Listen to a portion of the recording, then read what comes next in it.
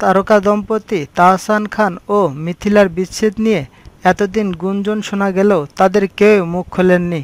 তবে এবার বিষয়টি স্বীকার করেছেন তাহসান নিজেই। মিথিলা আরও আগেই বিভিন্ন জনকে জানিয়েছিলেন তারা একসঙ্গে থাকছেন না। তিনি নির্মাতা ইফতেখার আহমেদ ফাহমির সঙ্গে প্রেমে জড়িয়ে পড়ে তাকে বিয়ে করেন বলে জানান, যদিও তাহসানের সঙ্গে ডিভোর্সের কথা জানাননি।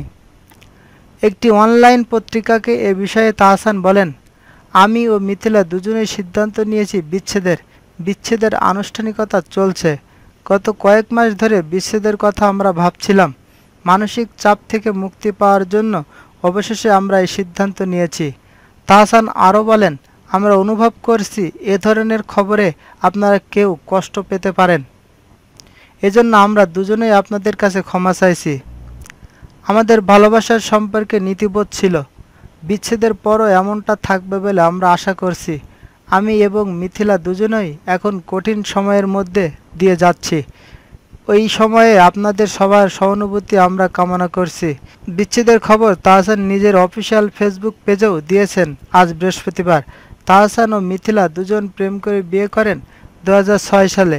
এই দম্পতির একটি কন্যা সন্তানও রয়েছে।